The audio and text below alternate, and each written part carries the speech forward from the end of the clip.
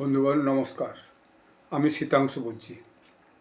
আজকে জিওপলিটিক্সের একটা বিষয় নিয়ে আলোচনা করব। আপনারা তো অলরেডি জেনেই গেছেন, আমিও আগে ভিডিওতে বলেছি যে ইরান এবং আমেরিকার সঙ্গে এখন ভয়ানক একটা যুদ্ধ চলছে। এবং এই যুদ্ধে আমেরিকার ভূখণ্ডে তেমন কোনো ক্ষতি না হলেও আমেরিকার যে বিভিন্ন মিলিটারি বেস মধ্যপ্রাচ্যে আছে, মূলত যে জিসিসি কান্ট্রিগুলোতে আছে, তাদের কিন্তু ব্যাপক ক্ষতি হয়েছে। আমেরিকা আর্থিক দিক থেকে ক্ষতি হয়েছে, কারণ এখন ইসরায়েল বরং পিছিয়ে গেছে, পর্দার আড়ালে আছে। আমেরিকা সরাসরি ইরানের সঙ্গে যুদ্ধে নেমে গেছে এবং ইরান যে পরমাণু এন্ডিস্ট পরমাণু তারা পাহাড়ের পর্বতের নিচে কোথায় সরিয়ে রেখেছে, সেখানে আক্রমণ করা বা গ্রাউন্ড ফোর্স নামা, বা ইরাকের কুর্দিশ ফোর্স গ্রাউন্ড ফোর্স ইরানে নামানো, এসব বিভিন্ন রকমের A plan, B plan, C plan নিয়ে আমেরিকা আলোচনা করছে। কিন্তু আজকে ওই বিষয়টা আলোচনা করবো না। আজকে হচ্ছে যে সৌদি আরব পাকিস্তানের সঙ্গে একটা ডিফেন্স প্যাক্ট করেছে। সৌদি আরবের এই যে ডিফেন্স প্যাক্টটা, এইটা সৌদি আরব করেছে আপনার 2025 সালের 17ই সেপ্টেম্বর। এই যে সৌদি আরবের সঙ্গে পাকিস্তানের এই যে চুক্তিটা, এই চুক্তিটা হচ্ছে যে নিরাপত্তা অংশীদারিত্ব দু দেশের মধ্যে। অর্থাৎ এক দেশ যদি আক্রান্ত হয় তাহলে আরেক দেশ তাকে সাহায্য করবে, সেটাই হচ্ছে এই চুক্তির মূল বিষয়বস্তু। কিন্তু এবং যদি তার মানে পাকিস্তান যদি আক্রান্ত হয় তাহলে সৌদি আরব সাহায্য করবে, এবং সৌদি আরব যদি আক্রান্ত হয় তাহলে পাকিস্তান সাহায্য করবে। এখন সৌদি আরবের অলরেডি আমেরিকার সঙ্গে একটা চুক্তি আছে এবং সৌদি আরবে আমেরিকার বেসও আছে। তাহলে সৌদি আরব কেন আবার যে পাকিস্তানে এই চুক্তিটা করতে গেল, সেটা এখন আলোচ্য বিষয়ের মধ্যে এসে গেছে। এবং তাতে তাদের কি লাভ হয়েছে, তার জন্য অনেক টাকাও দিতে হয়েছে। একটা বড় অঙ্কের টাকাকে রোল ওভার করতে হয়েছে। আমি আগে বলেছি আপনাকে 3 বিলিয়ন টাকা রোল ওভার করতে হয়েছে, আরও 3 বিলিয়ন টাকা দিতে হয়েছে, আরও 2 বিলিয়নের গ্যারান্টি দিতে হয়েছে। এসব কিন্তু সৌদি আরবকে করতে হয়েছে। তো ফলে দেখা যাচ্ছে তার বিনিময়ে সৌদি আরবের যা পাওয়ার কথা সেটা কিন্তু তারা সেভাবে পায়নি। এর পিছনে কারণ হচ্ছে যে পাকিস্তান যেভাবে সাহায্য করার কথা বলেছিল সেই সাহায্যটা কিন্তু করেনি। সৌদি আরবের বরাবরের জন্যই ইরানের কাছে একটা ভয় আছে, কারণ ইরানের সঙ্গে সৌদি আরবের একটা ঐতিহাসিক বৈরিতা আছে, ঐতিহাসিক একটা মনোমালিন্য আছে এবং আপোষী ঝগড়া আছে দীর্ঘদিন, আজকে নয়, দুটো দেশের মধ্যে। যদিও সৌদি আরব ইরান থেকে কিছুটা দূরে, কিন্তু ইরানের যে হুথি গোষ্ঠী আছে ইয়েমেনে, আনসারুল্লাহ, তাদের সঙ্গে ইরানের সম্পর্ক করে ইরান তাদেরকে পালপোষ করে, এবং সেটা সৌদি আরবকে সবসময় চাপে রাখার জন্য। ইদানিংকালে সে একটা খুব বড় চাপে রেখেছে, অর্থাৎ রেড সিতে হুথি সৌদি আরবের জাহাজের যাতায়াতের রাস্তাটা বন্ধ করেছে। এখন বিষয়টা হচ্ছে, সেটাও আমি আগের ভিডিওতে আপনাদের সাথে আলোচনা করছি। এখন বিষয়টা হচ্ছে যে করতে গেলে আমেরিকার সঙ্গে এর পেছনে তাদের কী লজিক ছিল, মানে বিষয়গুলো কী ছিল। প্রথম হচ্ছে যে তাদের একটা চাইছিল যে নিরাপত্তা ব্যবস্থার একটা বৈচিত্র্য আনা হোক, এবং পাকিস্তানের সঙ্গে তাদের দীর্ঘদিনের একটা অঘোষিত আন্ডারস্ট্যান্ডিং আছে। সেই জন্যই তারা বিভিন্ন সময় পাকিস্তানকে ঋণ দেয়, এক্সট্রা টাকা দেয়, রোল ওভার করে দেয়, এসব বিভিন্নভাবে তাদেরকে সাহায্য করে, অনেক ক্ষেত্রে সুদও ছেড়ে দেয়, ইত্যাদি ইত্যাদি। কিন্তু ব্যাপারটা হচ্ছে যে এই যে কৌশলগত পারস্পরিক প্রতিরক্ষা চুক্তি, এসএমডিএ বলা হচ্ছে কে, হ্যাঁ, এই যে ডিফেন্স অ্যাক্ট, এই স্ট্র্যাটেজি কৌশলগত পারস্পরিক প্রতিরক্ষা চুক্তি, এটা যে পাকিস্তানের সঙ্গে সৌদি আরব করলো, এর পিছনে ব্যাপার হচ্ছে, প্রথম হচ্ছে তাদের যে অঘোষিত একটা সাহায্য বা সম্পর্ক ছিল দু দেশের মধ্যে, সেটাকে একটা আক্ষরিক অর্থে প্রাতিষ্ঠানিক রূপ দেওয়া হলো, দুপক্ষ সাইন করেই করলো। আর হচ্ছে নিরাপত্তার মধ্যে বৈচিত্র্য একটা আনার দরকার ছিল।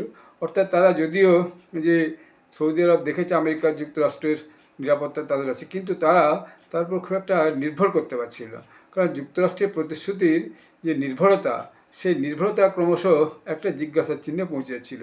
যে আঞ্চলিক সংঘাত যখন হবে, বিশেষত ইরানের সঙ্গে বা হুতির সঙ্গে যখন হবে সৌদি আরবের, তখন তখন আমেরিকা যথার্থ সাহায্য করবে কিনা বা করতে পারবে কিনা, অর্থাৎ তাদের যে বিশ্বাসযোগ্যতা, সেই বিশ্বাসযোগ্যতা কিন্তু কমে যাচ্ছিল। কারণ যে উত্তেজনাকর যখন পরিস্থিতি তৈরি হয়, তখন দেখা যায় যে আমেরিকা কিন্তু নিষ্ক্রিয়তা থেকে যায়, নিষ্ক্রিয়তা দেখায়। তাদের যে সক্রিয়তা দেখানোর কথা সেটা কিছু তারা দেখায়, কোনো মতেই দেখাতে চায় না। এর পেছনে কারণ কি তাও বলা বড় মুশকিল। এবং ইদানিংকালে দেখা যাচ্ছে যে যখনই আর একটা চুক্তি করতে যাচ্ছে আমেরিকা, তখন বলছে যে ঠিক আছে, তার আগে কিন্তু আব্রাহাম অ্যাকর্ডে সই করতে হবে। আব্রাহাম অ্যাকর্ডটা নিয়ে সৌদি আরব আর ইসরায়েলের মধ্যে একটা মানে সম্পর্ক তৈরি হবে, সেটা কোনো কারণেই ইরান চায় না। পাকিস্তানও হয়তো মনে মনে চায় না, কিন্তু সামনে কিছু বলে ইরানে বা আমেরিকার চাপে, কারণ ইসরায়েলের সঙ্গে পাকিস্তানের একটা দীর্ঘদিনের দ্বন্দ্ব আছে। তো এখন এই যে আমেরিকার যে নিষ্ক্রিয়তা, অর্থাৎ সৌদি আরব বিপদে পড়লে তারা যে রক্ষা করবে বা করতে পারবে এত দূরে এসে, সেটা কিন্তু সৌদি আরব খুব একটা ভরসা করতে পারছিল না। এবং তাদের যে ক্রমাগত কাজকর্ম, সেই কাজকর্ম থেকে সৌদি আরবের মধ্যে একটা আমেরিকার প্রতি হতাশা তৈরি ছিল। তখন সৌদি আরব ভাবলো যে ঠিক আছে, তাহলে আমাদেরকে একটা স্থানীয় স্তরে একটা সিকিউরিটি প্যাক্ট করতে হবে। তো সেজন্য যেটা সবচেয়ে ভালো যুক্তি হচ্ছে সেটা হচ্ছে যে পাকিস্তানের সঙ্গে একটা চুক্তি করো। অর্থাৎ এতে করে কী হবে, যে যে যে নিয়ারেস্ট যে প্রতিদ্বন্দ্বী আমাদের যারা আছে তার মধ্যে মূলত ইরান, তার থেকে যত আমরা কৌশলগতভাবে একটা সুরক্ষা কবচ পাই। এখন এই পাকিস্তানের সঙ্গে যে সৌদি আরবের এই যে প্যাক্টটা, এই প্যাক্টটাতে যে আঞ্চলিক যে হুমকিগুলো আসছিল মূলত ওই যে বললাম হুথি থেকে এবং ইরান থেকে, সেক্ষেত্রে এইটা একটা কৌশলগত সুরক্ষা কবচ সৌদি আরব চেয়েছিল। এবং দেখা যাচ্ছে কি যে পাকিস্তান একটা বড় মিলিটারি শক্তি এবং পারমাণবিক মিলিটারি শক্তি, এবং যে আপনার অর্গানাইজেশন অফ ইসলামিক কান্ট্রিগুলো আছে, ওআইসি প্রায় 55-56টা দেশ আছে, তার মধ্যে একমাত্র পারমাণবিক শক্তি সম্পন্ন দেশ আছে শুধুমাত্র পাকিস্তানি।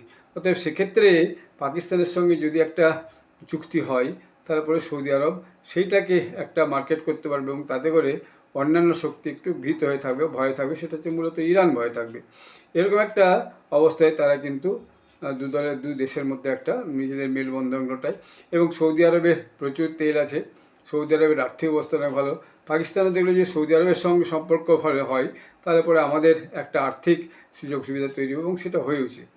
ফলে যে দীর্ঘদিনের যে সম্পর্কটা, সেটাকে একটা প্রাতিষ্ঠানিক চুক্তিটার মধ্যে দিয়ে রূপ দেওয়া হলো, যে কাগজ কলমে সই করে এটা একবারে দুদেশের মধ্যে একদম চুক্তিটা ফাইনাল করা হলো। সৈন্য প্রশিক্ষণ থেকে শুরু করে কার্যক্রমের যে ভিত্তি, স্ট্র্যাটেজিক ডিফেন্স, এই সমস্ত ব্যাপারগুলো সব তার মধ্যে আনা হলো। এখন এইটা ফ্যাক্ট। এখন এই ফ্যাক্টের ভিত্তিতে কী হলো দেখা যাচ্ছে, ইরান যখন সৌদি আরবের উপর আক্রমণ করছে, পাকিস্তান কিন্তু ইরানের সঙ্গে আমেরিকার যে মধ্যস্থতা করা, তার বাইরে সৌদি আরবের হয়ে এ পর্যন্ত কিন্তু ইরানের সঙ্গে কোনো যুদ্ধের নামেনি, বা কোনোভাবেই সৌদি আরবের উপর যে ইরানের আক্রমণ, সেই আক্রমণকে কিন্তু পাকিস্তান রোধ করতে পারেনি। না বুঝিয়ে পেরেছে ইরানকে যে অন্তত সৌদি আরব ওই অঞ্চলের দেশগুলোতে আক্রমণ করবেন না, আর না দীর্ঘদিন যাবৎ আমেরিকার সঙ্গে ইরানের যে একটা শান্তি চুক্তি করার ব্যাপারে যে দৌত্য করছিল, মধ্যস্থতা করছিল, সেই মধ্যস্থতা কিন্তু কাজে আসেনি। তাই সৌদি আরব নাও ফিলস দেমসেলভস চিটেড। মুখে কিছু না বললেও বোঝা যাচ্ছে সৌদি আরব এখন ভাবছে যে আমরা পাকিস্তানের সঙ্গে চুক্তিটা করি, উই হ্যাভ বিন চিটেড। অর্থাৎ পাকিস্তান যেভাবে চুক্তিতে লেখা আছে সেই চুক্তি অনুযায়ী যখন ইরান আমাদেরকে আক্রমণ করলো, তাতে কিন্তু পাকিস্তান আমাদেরকে যেভাবে সাহায্য করার কথা সেই সাহায্যটা করেনি। তাহলে ফলটা হচ্ছে যে আমেরিকার সঙ্গে ট্রাস্ট ছিল না, আমেরিকার উপর ভরসা করতে চাইছিল না। এবং ঠিক আছে, আমেরিকা আছে, তাহলে পাকিস্তানের সঙ্গে আরেকটা বিকল্প চুক্তি করি, তাহলে দুদিক থেকে প্রতিরক্ষাটা থাকবে। এবং পাকিস্তানের সঙ্গে আমেরিকার যেহেতু সম্পর্ক ভালো, পাকিস্তানের সঙ্গে চুক্তি করলে আমেরিকা বারণও করবে না। পাকিস্তান ভাববে ঠিক আছে, আমাদের সঙ্গে যা আছে, পাকিস্তানের সঙ্গে তো একটা চুক্তি আছে, তাহলে সেরকম কিছু হলে পাকিস্তানও সাহায্য করবে। কিন্তু বাস্তবে পাকিস্তান সেটা করেনি, যদিও পাকিস্তানের বেশ কিছু সৈন্য সৌদি আরবে কিন্তু মোতায়েন করা আছে। তাহলে এখন সৌদি আরব করবে কি, সেটাই বড় প্রশ্ন হয়ে দাঁড়িয়েছে।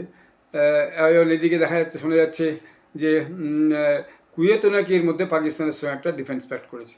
তো কুয়েত করেছে এই কারণে যে কুয়েতের উপর আক্রমণ হয়েছে, কিন্তু এই কুয়েতের উপর আক্রমণ হয়েছে সৌদি আরবের আক্রমণকে যখন না পাকিস্তান রোধ করতে পেরেছে, না পাল্টা আক্রমণ করেছে সৌদি আরবের ইরানের উপরে, তাহলে কুয়েতের জন্য কি সেটা করবে? কিন্তু তবুও হয়তো শক্তির একটা ভারসাম্য আনার জন্য বা ইরানকে একটা ভীতি প্রদর্শনের জন্য কুয়েত নাকি চুক্তি করেছে। এখন একটা আন্তর্জাতিক যে পলিটিক্স, রাজনীতি, তাতে একটাই জিনিস আলোচনা চলছে যে এখন পর্যন্ত কিন্তু ইউনাইটেড আরব আমিরেটস, মানে আবুধাবি তার রাজধানী, আবুধাবি, দুবাই দুটোকেই বলা হয় সবচেয়ে উন্নত দুটো শহর ওই ইউনাইটেড আরব আমিরেটসের মধ্যে।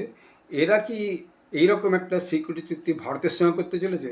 এই প্রশ্নটা নিয়ে কিন্তু সাংবাদিকদের মহলে আলোচনা হচ্ছে। সেটা যদি হয় তাহলে ইউএই অবশ্যই তাতে লাভবান হবে। আর ভারত যদি কথা দেয় অবশ্যই সে ব্যাপারে তারা দুটোর একটা কিছু কাজ করবেই। যে প্রথম হচ্ছে ইউএর উপর কেউ যাতে আক্রমণ না করে সেটা সুনিশ্চিত করার চেষ্টা করবে। আর আক্রমণ হলে ভারতের পক্ষ থেকে যা যা করণীয়, অন্তত কিছু না হলেও যে ডিফেন্স ইনস্ট্রুমেন্টস, সেই ডিফেন্স ইনস্ট্রুমেন্টস দিয়ে সাহায্য করবে, বা মিসাইল, ব্রহ্মস ইত্যাদি দিয়ে কিন্তু ভারত তাদেরকে শক্তিশালী করতে পারে। যেতে যেমন এখন মালয়েশিয়ার সঙ্গে এই জাতীয় বেশ কিছু চুক্তি হয়েছে এবং অন্যান্য দেশের সঙ্গেও ভারত এই সমস্ত চুক্তিগুলো করছে। তো সেরকম একটা সম্ভাবনা তৈরি হয়েছে। তো আগামী দিনে কী হবে সেটা বোঝা যাবে। তো ফলে বোঝা যাচ্ছে যে এই অঞ্চলের যে রাজনৈতিক ভারসাম্যটা, সেই রাজনৈতিক ভারসাম্যটা কিন্তু ধীরে ধীরে বদলে যাচ্ছে। পাকিস্তানের সঙ্গে সৌদি আরবের চুক্তি, তার ফল কিছু হয়নি। সৌদি আরবের আমেরিকান বেস, তাতে সৌদি আরবের কিছু রক্ষা হয়নি। আবার কুয়েতের সঙ্গে পাকিস্তান করেছে, এখন যদি ইউএইর সঙ্গে ভারত করে, তাতে এই অঞ্চলে কিন্তু ক্ষমতার ভারসাম্যটাও কিন্তু বদলে যাবে। সেক্ষেত্রে আগামী দিনে ভারতের কিন্তু গুরুত্ব এই অঞ্চলে আরও অনেক বেশি বেড়ে যাবে। এইটা একটা জিওপলিটিক্সের সবচেয়ে উল্লেখযোগ্য যে উন্নতি, ডেভেলপমেন্ট, সেটা কিন্তু এই রিসেন্ট হয়ে গেছে। এখন আগামী দিনে কিভাবে যুদ্ধ থামবে আর কবে থামবে, তার উপর আবার কীভাবে ভারসাম্যের পরিবর্তন হয়, সেটা কিন্তু দেখার আছে। তো জিওপলিটিক্সে এখন, এই গ্লোবাল পলিটিক্সে এখন এই বিষয়টা খুবই আলোচনায় চলছে যে সৌদি আরব আগামী দিনে কি করবে। এইভাবে কি দু নৌকায় পা দিয়েই তারা সিকিউরিটির অ্যারেঞ্জমেন্ট করে থাকবে, অর্থাৎ একদিকে আমেরিকা একদিকে পাকিস্তান, অথবা নিজেদের মতো করে কিছু ব্যবস্থা করবে, না আরও কোনো অন্য তৃতীয় শক্তির কাছে যে তারা একটা সিকিউরিটি প্যাক্ট করে আরও নতুন একটা দিগন্ত খুলবে, সেরকম বিষয় আলোচনা হচ্ছে। তো কী হবে সেটা আমরা দেখব, লক্ষ্য রাখবো, এবং যে নতুন ডেভেলপমেন্ট হবে সেটা আমরা আপনাদেরকে জানাবো। Let you wait and see what happened next. আপনারা ভালো থাকবেন। জয় হিন্দ, বন্দে মাতরম।